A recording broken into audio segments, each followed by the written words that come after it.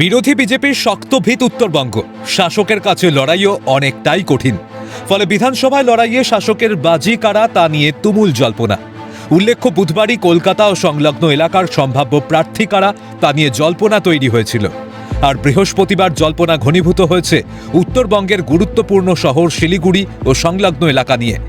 2011 পরের রাজ্য আরও দুটি বিধানসভা নির্বাচন দেখেছে, কিন্তু 11 পরে আর কখনো শিলিগুড়ি থেকে বিধায়ক পায়নি শাসক দল তৃণমূল। 16 বিধানসভায় জেতেন সিপিএমের অশোক ভট্টাচার্য, 21-এ বিজেপির শঙ্কর ঘোষ। এই অবস্থায় শিলিগুড়ি জয় ঘাসফুল শিবিরের বাজি কে, তা এখন কোটি টাকার প্রশ্ন।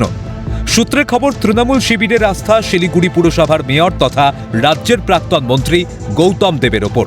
গত বছরই কংগ্রেস ছেড়ে তৃণমূলে যোগ দিয়েছেন উত্তরবঙ্গের চেনা মুখ শঙ্কর মালাকার। দীর্ঘদিন শ্রমিক সংগঠন করায় চা শ্রমিকদের মধ্যে তার ভিত্তিও মজবুত।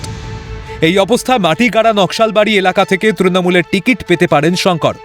আর ফাঁসি দেওয়া কেন্দ্র থেকে শিকে ছিটতে পারে কোনো নতুন মুখের। জোট জল্পনা, তৃণমূলের টিকিট পেতে পারেন রোমা রেশমি এক্কা। তবে শেষ পর্যন্ত বিধানসভার টিকিট কারা পায় সেটাই এখন দেখার। রাজা সাহার রিপোর্ট, ক্যালকাটা নিউজ।